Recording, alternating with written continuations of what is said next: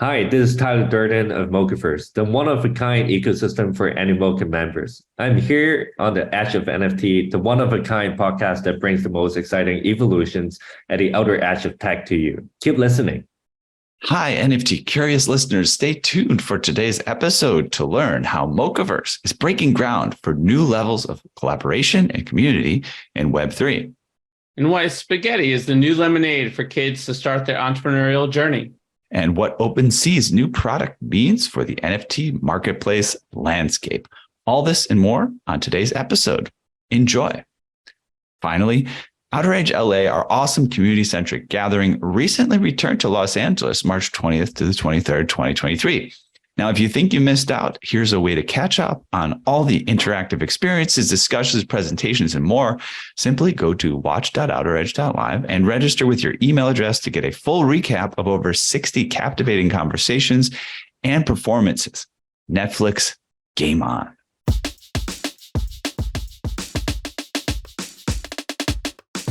Welcome to the Edge of NFT podcast with your hosts, Jeff Kelly, Ethan Janney, and Josh Krieger. We aim to bring you not only the top 1% of what's going on with NFTs today, but what will stand the test of time. We explore the nuts and bolts and the business side, but also the human element of how NFTs are changing the way we interact with the things that we love. This podcast is for the futurists and dreamers, the disruptors and creators, the fans and connectors, and the makers and doers that are pumped about this ecosystem and driving where it goes next.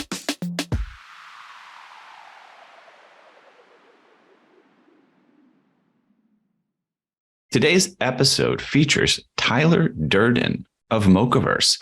With a 15-year history in the tech startup sphere, Tyler has co-founded and managed a variety of ventures, including those in renewable energy, cross-border e-commerce, and AI.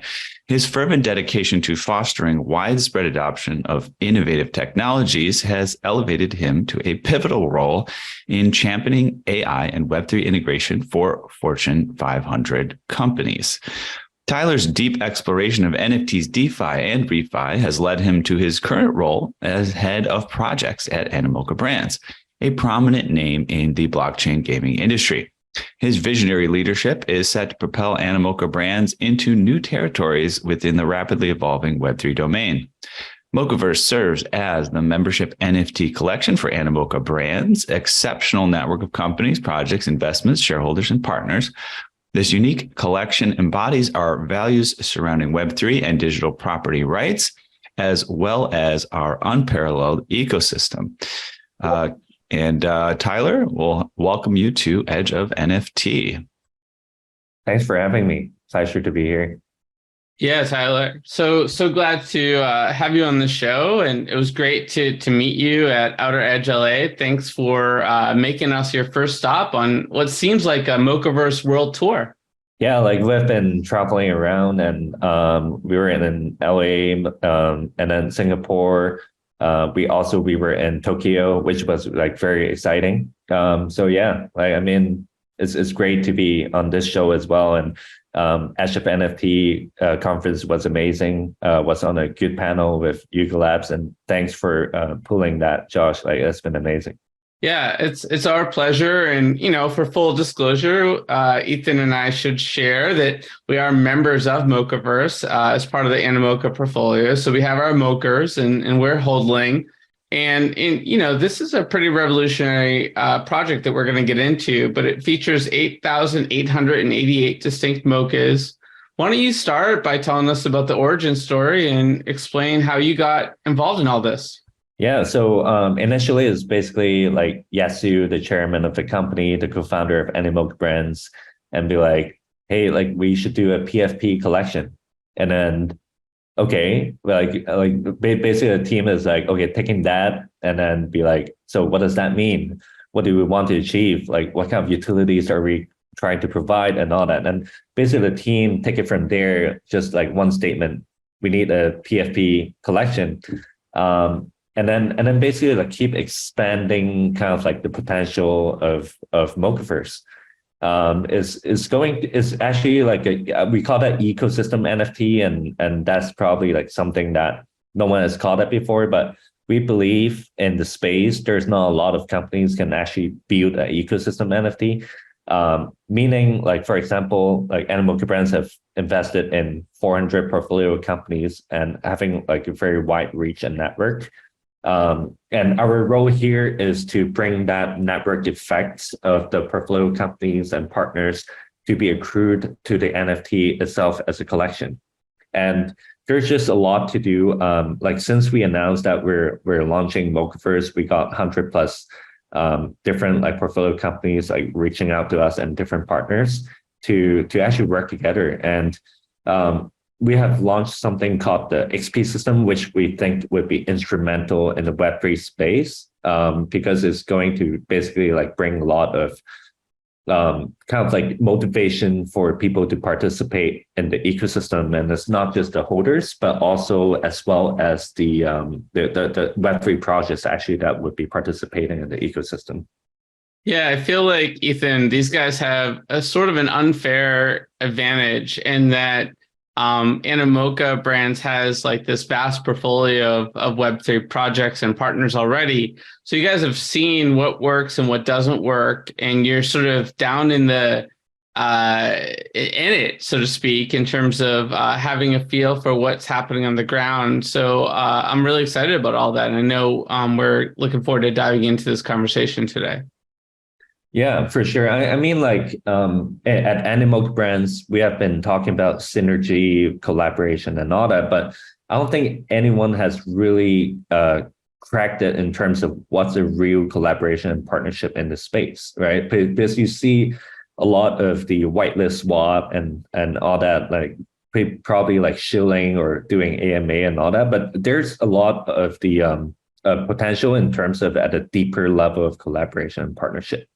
So what do we mean by that is basically we think there is a scrappy way to actually achieve interoperability and across different projects, right? It doesn't have to be coming up with like a new standard and everyone needs to follow that standard. We believe like in the partner ecosystem, there is a really good way for an asset to be cross-chain, cross-ecosystem, cross-platform, and the user basically engaging with different platforms, and at the end the value is being accrued to the same centralized kind of like centralized but decentralized kind of like ecosystem. So yeah, like the Mocha XP is very interesting. It's being accrued to the token ID and the NFT itself, right? So we'll have to talk more about it like probably later in the session as well.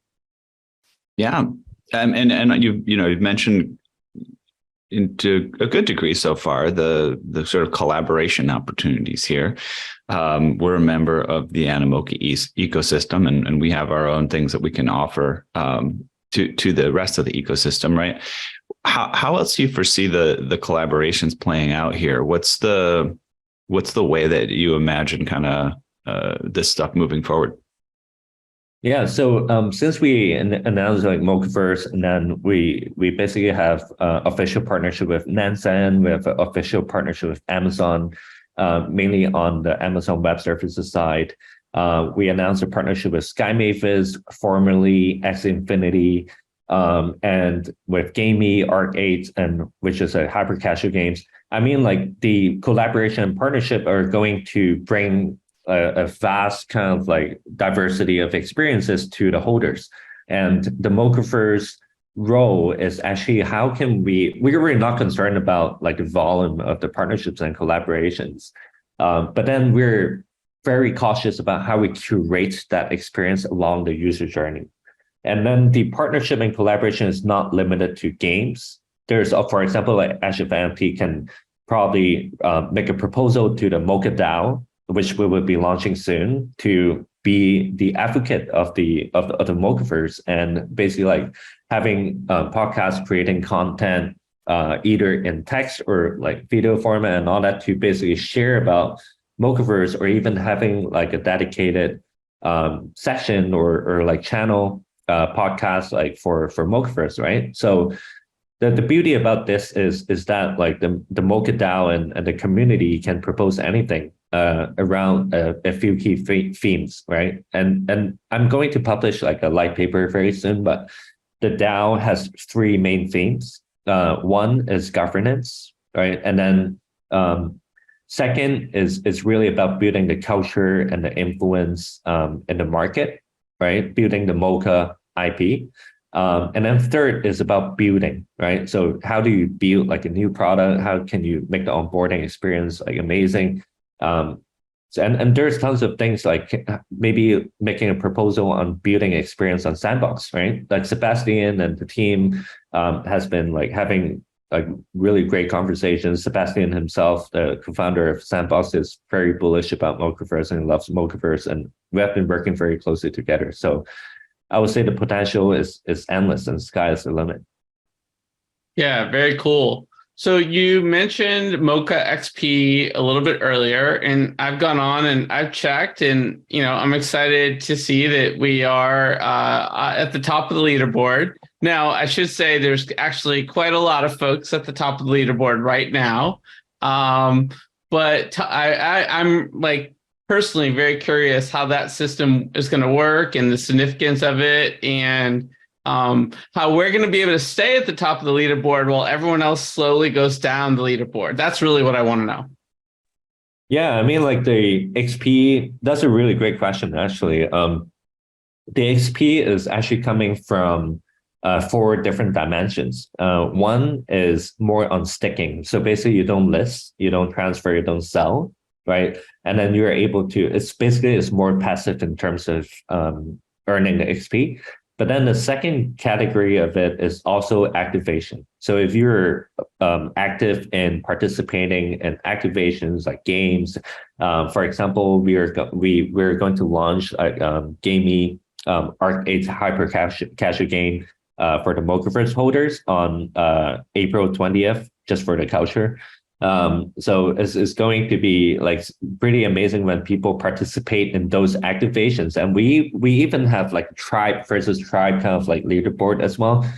So there's like a social element in it and also like a competitive element in it. So if you're active in activation, then you would definitely be ahead of the leaderboard. And then third, I would say is the community kind of engagement. So the more you share, the more you tweet, the more you participate on Discord, and then the more you earn as well in the future.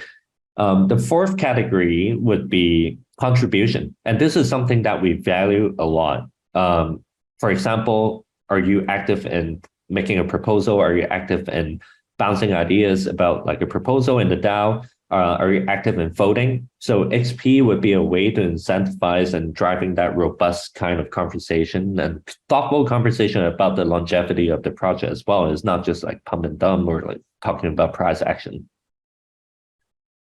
Yeah, sounds like there's quite a few mechanisms there. So that's exciting to get to work on.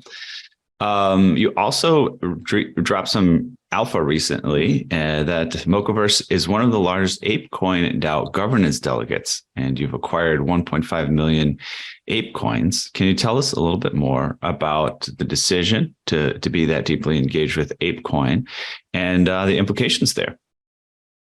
Yeah, I mean, like this, we're probably like the first project to ever do this, to delegate like a huge amount of ApeCoin or any kinds of tokens to a more decentralized community. Our whole vision about that is how we can play a role in the decentralized economy and like the voting process in the DAO by delegating the voting rights to the Mocaverse holders, to thousands of people and thousands of wallets.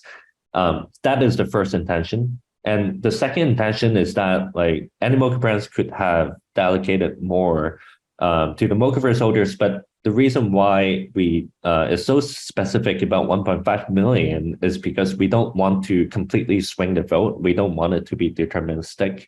So if you look at the ApeCoin DAO proposal, some of the controversial kind of like proposals and voting is about 1.5 million difference. And Mocaverse holders are going to have a lot of influence in the ApeCoin DAO proposals. And a lot of people probably don't completely understand the influence and the power of it and potentially what tangible value it would bring. Because like once we announce it, it's very funny. Like there's some community members who's like, why don't you just evenly distribute 1.5 million ApeCoin to all of the holders? and get all the financial rewards and all that. Well, I was like, it doesn't work that way. First, it doesn't work that way, and second, it's going to be a zero-sum game if we do that. So the thing that I'm personally very against, and also the rest of the company as well, is to have a zero-sum game. Like we make, let's say 10 million, we're going to distribute 5 million, we keep 5 million, and then to keep the operation. We don't believe in that way. What we believe in is that, for example, we are starting off with 10 million. We believe this can be 100 million or $1 billion, and then the holders are going to benefit from it. So yeah, like basically the ApeCoin allocation and then the delegation, we are the second largest in the ApeCoin DAO holding. And what it means in terms of implications is that we have already seen a lot of ape holders coming into Mocaverse community, and first to lobby, second is to educate, because the ape holders, they want to make sure the Mocaverse holders are educated enough along the DAO process and to make the right decision. And also at the same time, they want to use Mocaverse as a platform and probably to make a proposal and get the proposal approved. So first, like if everyone is like familiar with the politics, especially in the US, right? Like there's a lot of lobbying happening when you have something. And this is something that would foster the collaboration between the largest DAO in the world, right? Like in the open metaverse space. And driving collaboration between Mocaverse and ApeCoin. We don't know what that would be right now. We don't have like a very vivid kind of like what the first proposal would be, but I think that's the exciting part of it, about it. And then the Mocaverse community can actually submit their proposals and actually vote on it. And that's really exciting. I would say I'm really looking forward to the community making like really great proposals on that. Yeah, it's a really novel way of bringing more value to the project, and I appreciate how thoughtful you all are being about this process and sort of really trying to lead the charge here. One particularly interesting component, of course, you're doing these travels, you have a global community, is from our travels as well, seeing the nuances and distinctions between different parts of Web3 community in terms of Singapore and Korea, as well as Hong Kong, and of course, Japan. And I think Japan is particularly interesting in the metaverse market, just because of how passionate they are about that element of Web3. I'm really curious what Mocaverse's strategy is for engaging with the Japanese audience, and how do you intend to navigate this unique market and cultural landscape? Yeah, like I just came back from Tokyo a week ago, met a lot of local communities, met a lot of IPs, and met a lot of IP commercialization partners. The beauty about the Japanese market is basically threefold, right? First is really the anime IP and like Japanese native IPs in the country. And there's a huge fan base in terms of Japanese IPs, right? And there's part of Mocaverse, the vision is to onboard a lot of users and bringing interest, like to cultivate that interest in Web3 through like a Web2 IP and the fan base. So that the Web2 IP is amazing. That's the first point. Second point is that like in Japan, there's a lot of great commercialization opportunity in terms of like leveraging IP. And what Mocaverse aims to be as well is we want Mocas to be everywhere in the world and starting from Japan. And that, how can we do that? It's basically, I think in the space, there's no silver bullet and there's no best formula in terms of how you can commercialize NFT IP. And what we want to do is we want to bring in the best brain in the world to show and give an example of how those artists and how those like fashion brands can actually commercialize IP, and not just like commercializing, but also spreading the influence of it. And then third, I would say the Japanese community is amazing. Like they're basically huddled all the way, like very united and very forgiving, and at the same time, like they're here for the long term. So those are the 3 points that why we're so excited. And then like fresh off the news as well, like we have appointed a new CEO for Animoca Japan as well. So definitely like super excited about working with him, and actually working very closely together on especially on the Japanese IP side of things. Very cool. Yeah, I've never been to Japan. I've been to Hong Kong. Josh has gotten to do some of these more global travels than I have as of late. But yeah, fascinated with the cultural diversity in the space, and all the different ways that these different places are bringing their own culture to Web3. So we're going to cut out here in a couple more questions and get on to quick hitters, which should be fun to kind of hear about your personal history and more personally connect with you. But before that, what does your roadmap look like going forward with Mocaverse? Partnerships, artist collabs? I know you mentioned a couple of things, but anything else we can look out for in the future? Yeah, I mean, like the round tickets is going to play a key role. Round tickets in the future is going to be a consumable asset. And the round tickets that you need to consume in order to participate in an activation, and we're not monetizing those round tickets because we're going to redistribute 100% of the round tickets back to the community to actually incentivize and motivate active participation. So that's the roadmap about like round tickets. And because round tickets is also 1155, so is the reputation is not going to be accrued to the token ID, but then the reputation is going to be accrued to the wallet. So this is one thing that potentially would be the roadmap of Mocaverse, is that your wallet is your identity, your Mocha is your identity, and then you build up the reputation around it, and that become your identity in the ecosystem. And we talked about the XP system as well, right? And then you can see the wallet or the Mocha or as your identity, and then the XP is basically your on-chain proof of your achievements and how much you contribute and all that. And at the end of the day, is going to be related to something tangible and something exclusive that might be intangible. But along the process, basically, like everyone would be learning a lot along the process, but also at the same time getting a lot of value. And I would say the IPs would play a huge role as well. As we said, basically, I see Mocaverse as a growth platform. And what I mean by growth platform is actually coming from user acquisition, user engagement, user retention, advocating, and along the whole user funnel and the conversion funnel. Actually, the Web2 IPs would be very significant and instrumental on user onboarding. And so far, I still haven't seen like an amazing kind of onboarding experience. And I just met with like, I'm actually staying in the hacker house of the wallet solution, and they're trying to push the boundaries in terms of like how to onboard the next billion users, like with social lock-in, no seed phrase management and all that. And like, I think that Mocaverse is definitely aiming for that in terms of the onboarding experience. Very cool. Where's this hacker house again? It's in Singapore right now.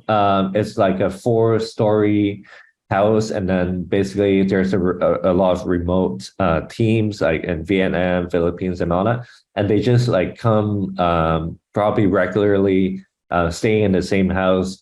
Sometimes maybe sharing a bed, I don't know, but like there's like an elevator in the house. Is pretty cool, like with an amazing rooftop. And yeah, I just want to do probably like a shout out to the founder of the company, Web3 Auth. They're amazing. They're actually one of the hottest kind of like startups right now in terms of wallet solutions.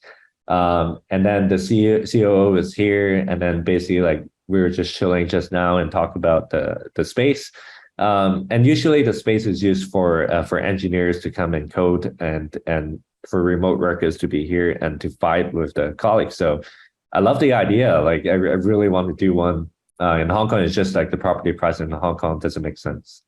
Well, we're going to be doing some more hackathons, so that's something fun for us to talk about. We at our hackathon at Outer Edge, we had 21 teams compete. That was on the Saturday and Sunday before the event, and it was really incredible what people came up with. Shout out to Paytags for winning the $10,000 grand prize. It was a really cool concept there, and yeah, love what hackathons can do in this type of builder climate. So just out of curiosity, what is the staple cuisine of choice at the Hacker House? Like what are the drinks? What's the food that you're seeing in the greatest abundance over there? Well, I just look at the fridge is all stocked up with beer and shoju. So Nice. yeah, there's do you want a shot of shoju in your beer? Apparently I reject it. I just stick with my beer. I have a beer right here, right now. So yeah, like the team is so well prepared in terms of hosting guests and stock up with all the alcohol. I love that. So you got our pre-prep form to have a drink before the show, just to make sure that you're fully lubricated and tell us all your secrets. Thanks for that. Well, probably too early for a drink over there right now. Yeah. Definitely. It's Tea, always just 5 having p.m. some tea over here. I'm having my. Go ahead. It's always 5 p.m. somewhere else, so you guys can definitely drink. There you go. There you go. So Tyler, I wanted to rewind a little bit back into your background in AI because that's such a relevant topic these days. Things are moving really fast in that area. I was just curious, how do you see AI intersecting with Web3 over the next year, and how will this impact Mocaverse and other blue chip projects? Yeah, that's a great question. I mean, like back then, when I was in AI, it was about like 7 years ago. And when we started with computer vision, natural language processing, and analyzing those images and text and all that, and then basically building one of the best customer lifecycle management prediction machine learning models, and also like supply chain prediction models, and for the consumer businesses. Back then, I remember I was on a panel, which is AI Summit. And then people ask about where do you see AGI happening? And then back then I was like, it's going to be probably like 50 years from now.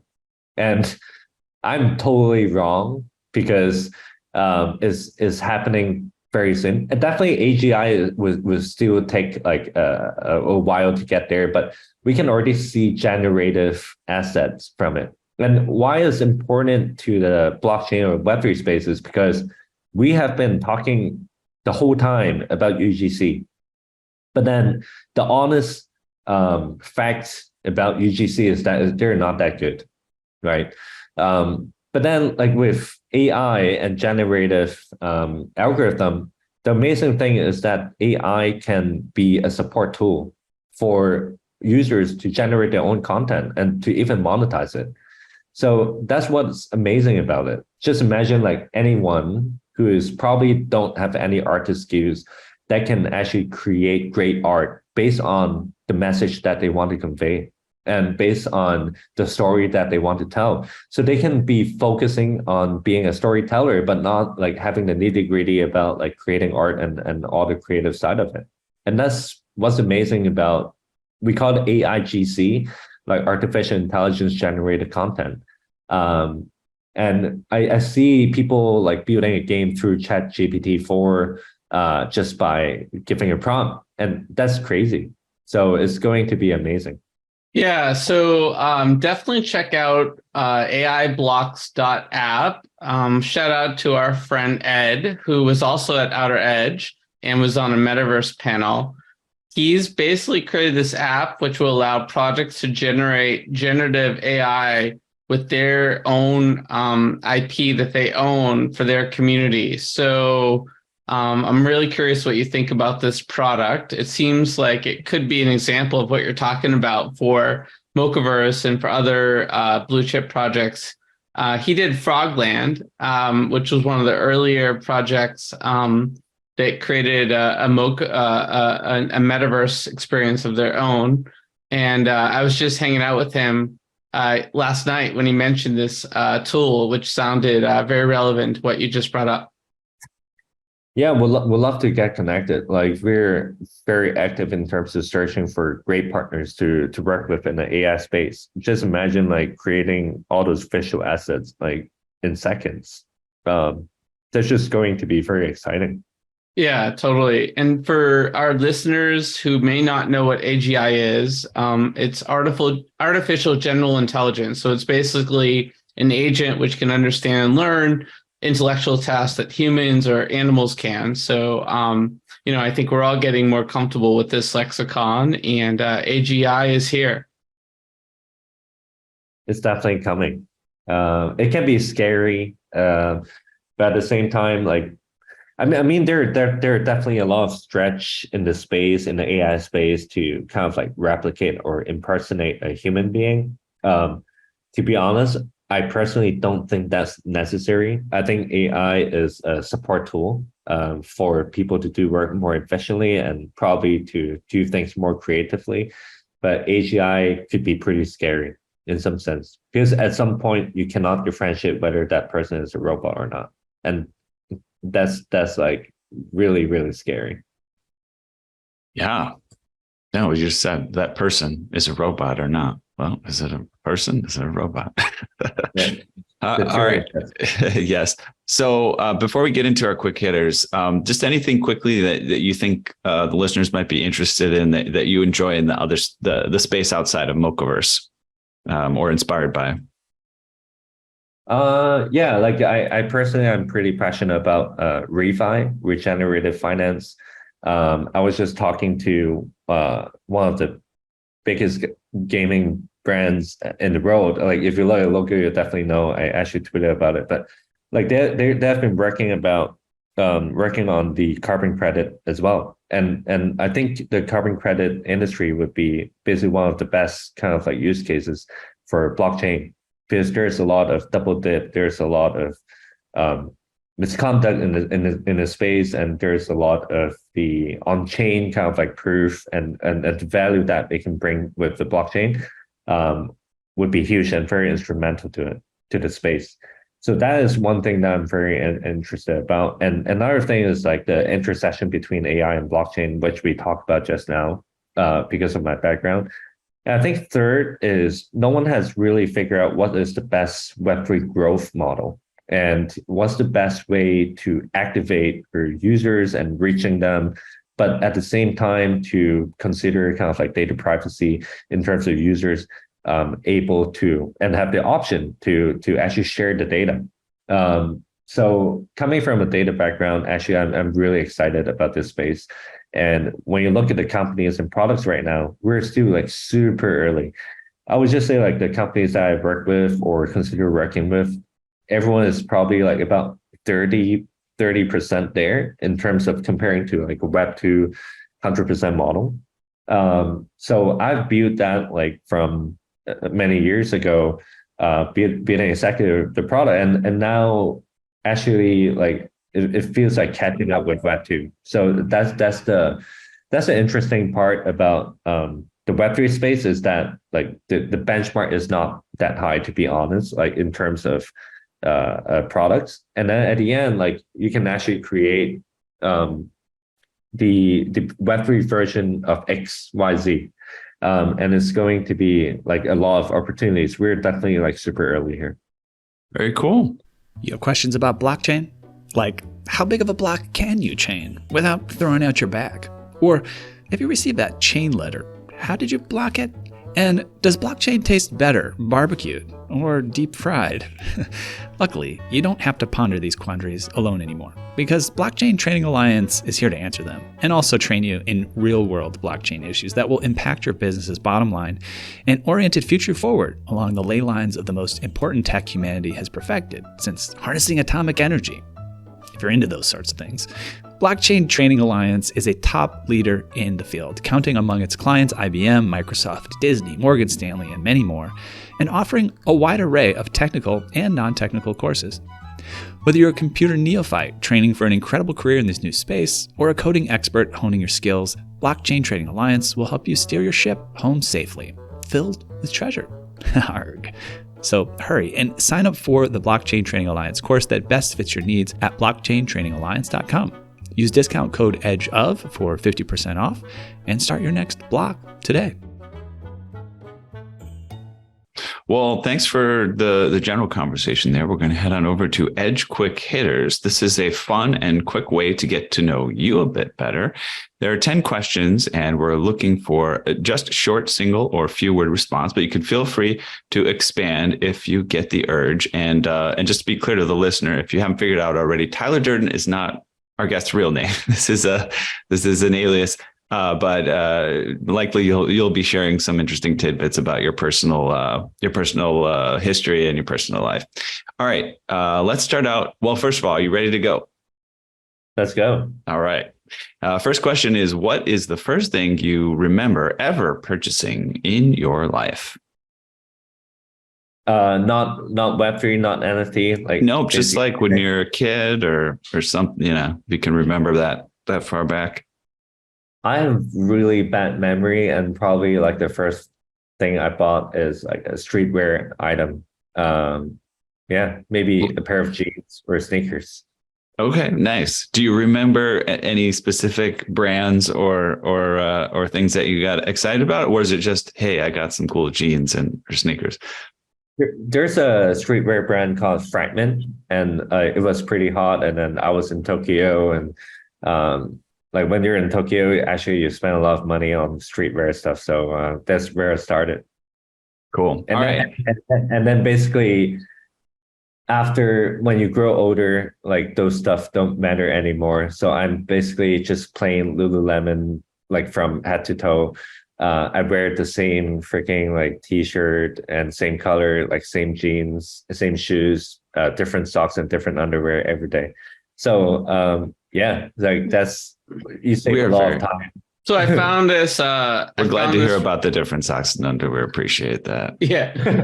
Well, I will say I found this really comfortable Lululemon shirt that I was wearing a lot. And then I went to Lululemon yesterday, and now they have the shirt in green, and I'm wearing that today. So shout out to Lululemon for really comfortable attire for sort of working remotely in Web3.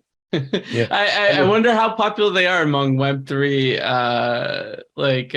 folks, actually. Or if we're not. There's probably not any significant difference there. Or if you and me, Tyler, it's just us doxing our Lululemon obsession. Sounds like it's time for a Mocaverse Lululemon partnership. All right. All right. What's the first thing on the flip side of this that you ever remember selling in your life, Tyler? Oh, that's a really interesting question, because when I was 12, I realized like I can cook a little bit, and then I saw like a bunch of kids having lunch and all that, and some of their parents actually like travel a long way to bring lunch and all that, and some of them are having lunch boxes. So back then I actually started like making spaghetti, and then start selling to my colleagues at school when I was in high school.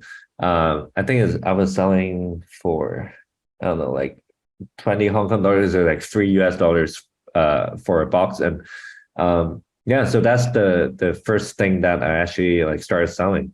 Well, that's right up Josh's alley. His previous company was a prepared meal delivery service. We were kind of into the low carb stuff. Maybe some zucchini pasta, right? Something like that. Or beet pasta or spaghetti squash. But look, that has to be the first time, I think, in over 200 episodes that one of our guests was selling spaghetti as one of the first things. So that's exceptional. I don't know. You got to know your market. You got to know your market. Now, actually, my question is: did you find out that the kids like spaghetti, or was it that as a kid that was like the best thing you could cook? I mean, and I got another question. Like, Ethan, why is this not a thing? Like all kids should be selling spaghetti and meatballs in the U.S. That would be like way more popular than lemonade. I think we started having some FDA issues there with kids selling spaghetti and meatballs right away. Yeah, for sure. And I see a lot of actually interesting businesses as well, like on Deliveroo, Foodpanda, basically like buying Marks and Spencer frozen food and just reheat that and deliver them. I mean, like they're making some arbitrary there. But yeah, like people are super creative, and I also explored starting like a cloud kitchen business, and then like basically for proximity and also for economies of scale. But I think like that kind of like sector of the business is kind of like coming down after COVID. But yeah, like that it's just about me like super curious about any kinds of industries and products. Cool. Yeah, that's my past world. What was Cool. the most recent purchase? The most recent purchase is I cannot disclose the collection, but basically I was sweeping like projects to support. And in this space, I believe like everyone needs to support each other. And yeah, like not basically calculating, oh, how much you sweep, how much we sweep. And I'm just using my personal money to sweep and support good founders and good builders who are genuine about this space. And it's really rare to find genuine builders who actually want to contribute to the space. So whenever I see one like genuine builder, I do my best to help, like giving my team also like remind me, hey, like Tyler, like stop giving away your own money. Because it's not sustainable. But then I feel happy giving, and I would just continue doing that. And I mean, like the impact that we can make on lives and the influence that you can bring is priceless. So that is something that actually is they're my core values in terms of giving and being genuine. Awesome. That's great. So next question, what is the most recent thing you sold? The most recent thing. Well, I mean, Mocaverse is probably the most recent thing we sold, right? Yeah. Yeah, I mean, I think that counts. Yeah. All right. Next question is, what is your most prized possession? Most prized as in like the biggest gain? No, most prized meaning you value it the most. You know, it's like, hey, this is Right. I would never want to lose this. You know, it's very special to me. So I'm trying to get the one of one mocha. There's a aqua that is like really memeable, and I love it. So let's see if I can get it. But then if I get it, that would be the most prized ownership. So Well, that may be your answer to a future question that we have on the list here. So I feel like I'm like it's like Santa Claus present opening time or something, man. I know what's coming or something to tell the kid. So tell us though, what do you already have that you value greatly? Just in case. Well, I value culture a lot. So even though it's not making money, I actually value the on-chain proof of that moment, right? So there are many key moments. Like for example, I invested in a token called Klima DAO. It's a regenerative finance, and I was like very active in it, even like discussing proposal and all that. So it brought me to the world. This is the amazing part about Web3. When you invest in something, you study the hell of it. And then when you study the hell of it, you gain a lot of knowledge. And that's where I learned a lot about the carbon credit standard, like with Vera and Golden Standard and all that. I know about like different grades, like nature-based and renewable energy-based and all that. So I would say I value that experience a lot. And people, it's basically one of the Olympus forks. You know, like people have been like saying that Olympus fork is like Ponzi scheme and all that. But to me, I actually still believe in the project, and I love the team. I love the people, like super smart, super intellectual. Yeah, so I would say I value Klima the most. Cool. I dig it. If you could buy anything in the world, digital, physical, service, or experience is currently for sale, what would it be? I would buy probably let's try to do a dollar amount. Let's say I have $5 billion. I would probably sponsor 500 high potential kids to be the best version of themselves, and having them to have like a commitment to help another 500 kids in the future when they're successful.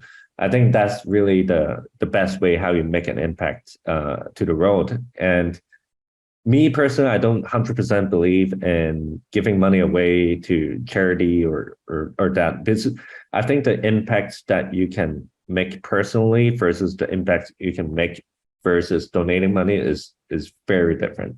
And when you can cultivate and nurture the right people, the next generation, they're going to help the next generation, and so on and so on. So I will spend my money that way, and that's why my team asked me to stop giving out money.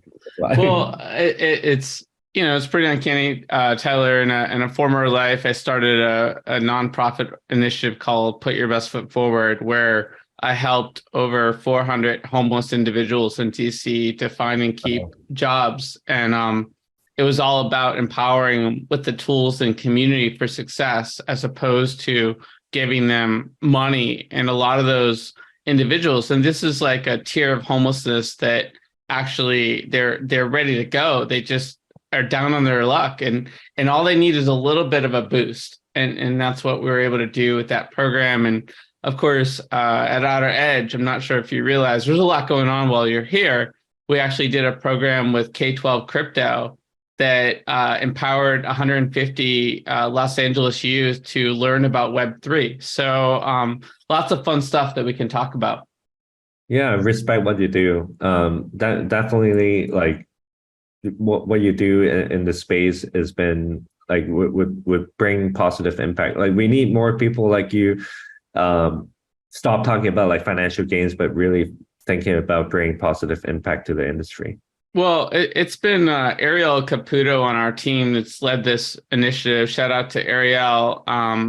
She's been doing great things, bringing this visibility. And we had a philanthropy day that a member of your team came by with me, where there were over like 20 philanthropic social impact Web3 initiative organizers all together. So I'm excited about our shared values here and what we can co-create. And that's why we ask questions like this, to learn more about each other. So if you could pass on one of your personality traits to the next generation, what would it be?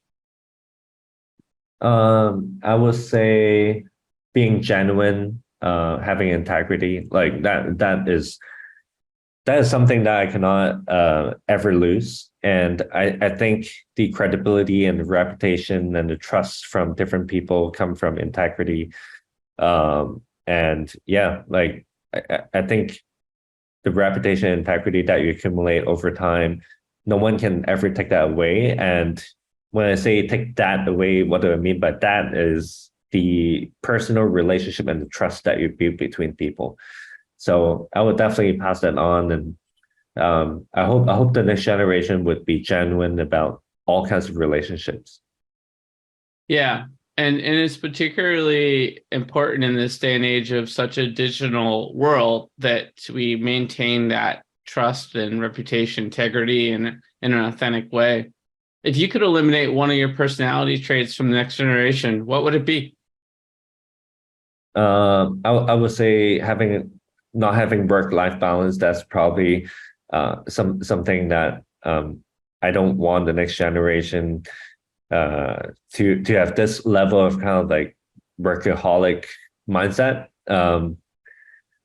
We all need to touch some grass and to breathe and to relax. So and having, I mean, like to build a true family, being proud of what you build, because the family is also something that should be a part of the achievement and not just about work.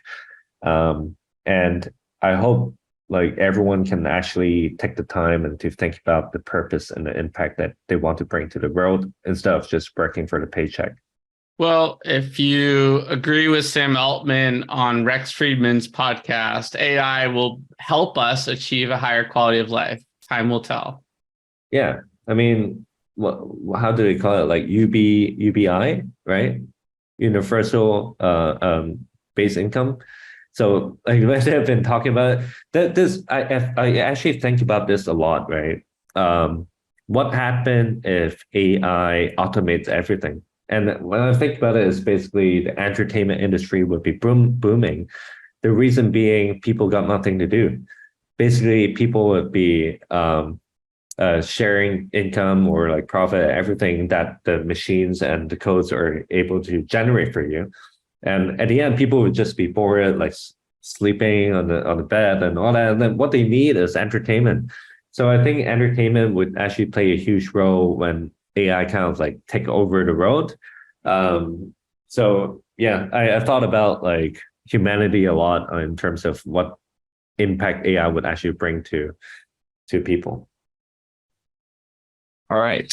Last two questions, relatively simple. First one, number 9. What did you do just before joining us on the podcast? Yeah, I was just like I was meeting the Mocaverse holders in Singapore actually, and then like we're at a bar where the Mocaverse NFTs are everywhere. So that's great. And then I went to have dinner with the CEO of Web3 Off, and he brought me to a really nice restaurant, which is a Malaysian Singaporean fusion restaurant. And then he just brought me to the Hacker House, and now I'm stationed here. We had a beer in the living room. So yeah, like tomorrow morning, I'm going to grab a coffee with him and then head off to the airport. All right. Sounds like a great day. And then you get to top it all off with a Edge of NFT episode recording. Perfect. What do you plan on doing after the podcast? Probably get another beer and then wash up and then like pass out, right? And then tomorrow morning I got a flight to catch, and really looking forward to be back home. Sometimes when you're away from home for too long, you just want to have your own pattern and know where to get your tea and where things are at, and going to local restaurants just next door. That sounds fair. Well, we wish you a safe trip home, and we hope you enjoy yourself.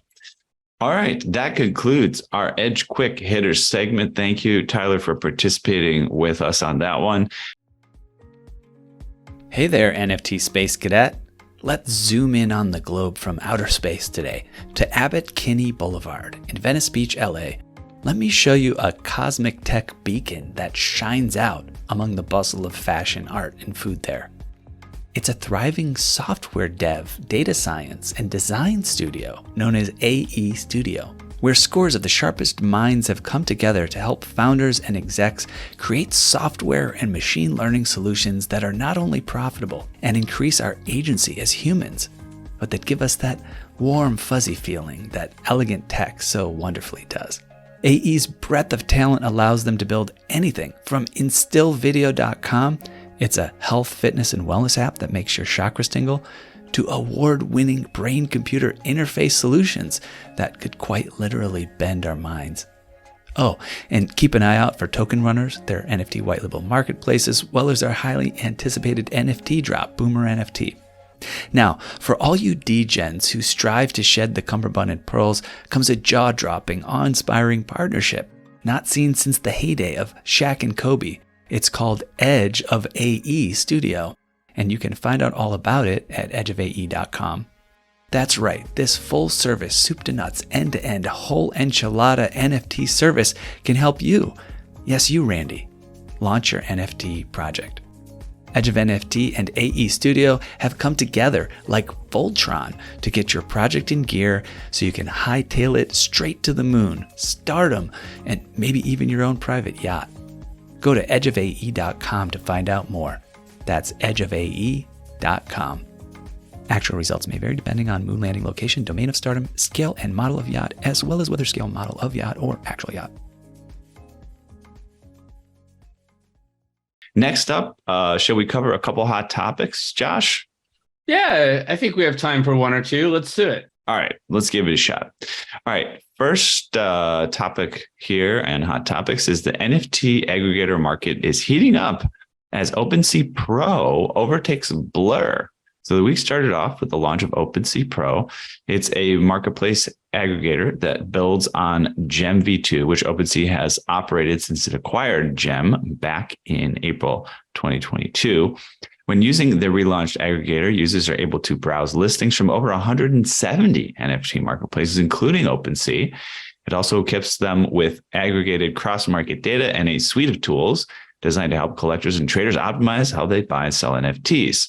All right. I mean, listen, OpenSea has been a huge leader in this whole game for quite a while.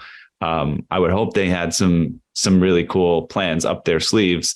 And we did see some scuttle about Blur entering the market and some issues around royalties and things like that. But it looks like OpenSea is trying to step up to the plate and do something cool that serves the community. Any thoughts on this, Tyler? Yeah, I mean, interestingly, our drop was supposed to be, I think, like February 21st, and then it got postponed mainly because OpenSea, just 24 hours before we launched our mint, they announced that they're not going to respect creator royalties, and people who don't actually implement the operator filter, they're not going to get royalties.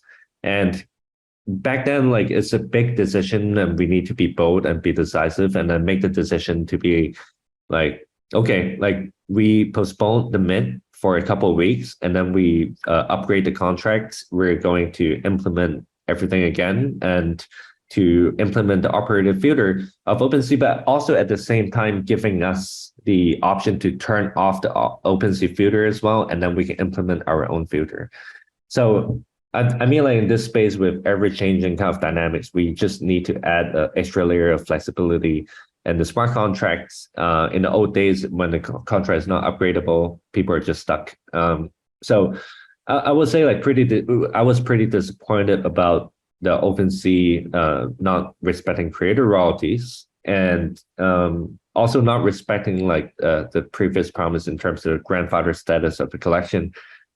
But then I think they made a pretty good comeback, and I mean, whatever is the past is the past. But I mean, the comeback is great because a company and a marketplace or an aggregator that respect creator royalties, having a good comeback, and I cannot be more, I cannot be happier than this, right? Like, I believe, like, that's the right way to go, and they're definitely doing a great job right now.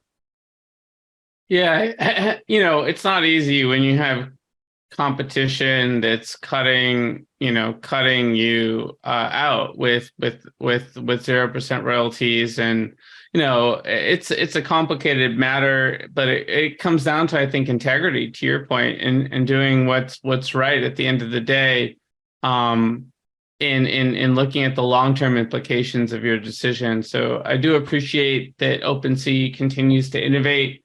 And I think this healthy competition between Blur and OpenSea and LooksRare is a good thing. It's never good to have a monopoly in any industry, in any type of industry segment or technology suite.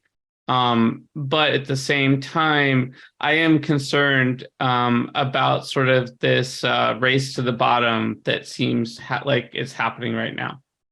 For sure. I mean, like, the culprit of that is SudoSwap, right? Like, SudoSwap starting with 0% royalties, and then Blur is just, like, following.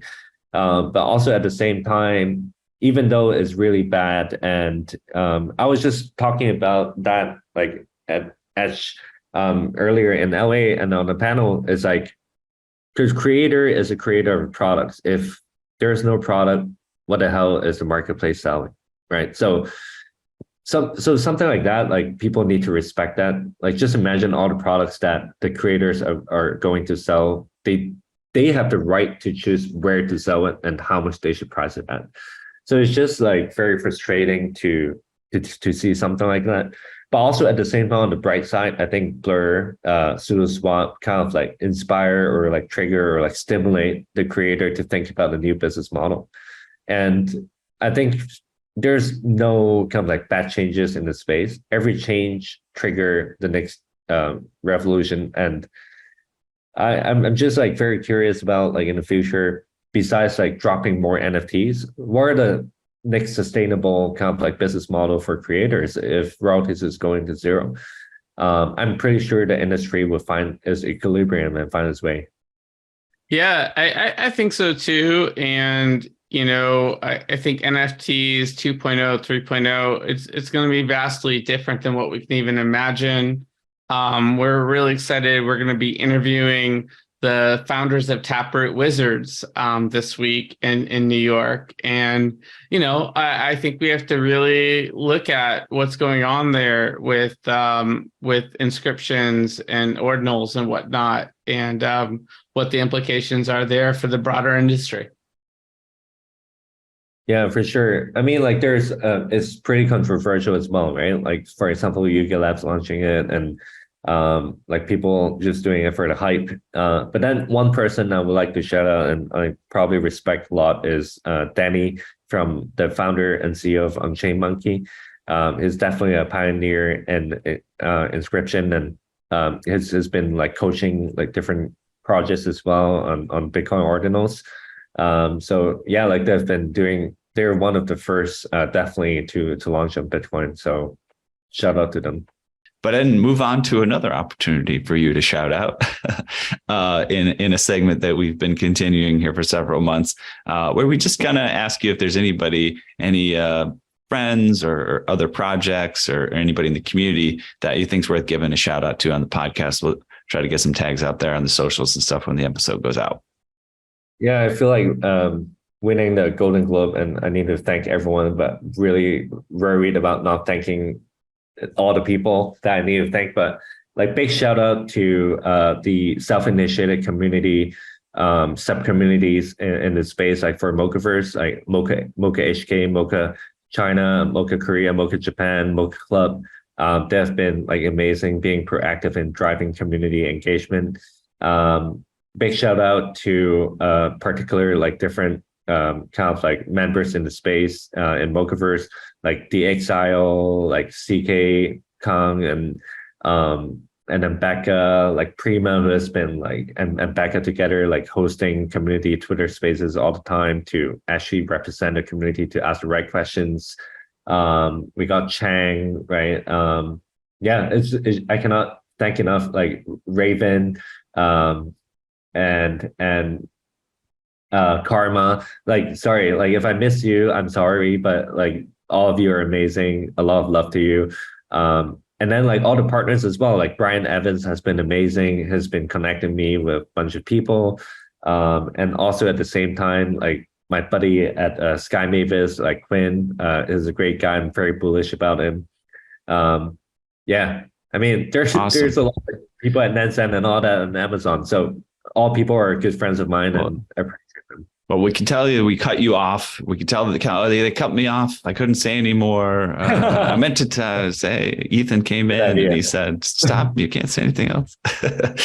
All right, we appreciate that. All right, well, that's pretty much it for the episode. Although we do have a giveaway, I think, that we're going to be conducting with you all over there at Mocaverse. Josh or Tyler, you guys want to share a little bit more about that? Yeah, we're still figuring out the details on the fly, which is the Web3 way. But these Realm tickets seem really awesome as a way to sort of onboard new folks into the Mocaverse ecosystem. And so Tyler has been generous enough to offer some of those Realm tickets to our audience. We'll work out some kind of fun contest. So look for that on our socials coming up. Thanks, Tyler. No problem. My pleasure. All right. Well, that means officially we've reached the outer limit at the Edge of NFTs for today. So thanks to everyone for exploring with us. We've got space for more adventures on this starship. So invite your friends, recruit some cool strangers that will make this journey also much better. How? Go to Spotify or iTunes right now, rate us, say something awesome, and then go to edgeofnft.com to dive further down the rabbit hole. You can look us up on all major social platforms by typing Edge of NFT with no spaces and start a fun conversation with us online. Lastly, be sure to tune in next time for more great Web3 content. Thanks again for sharing this time with us today.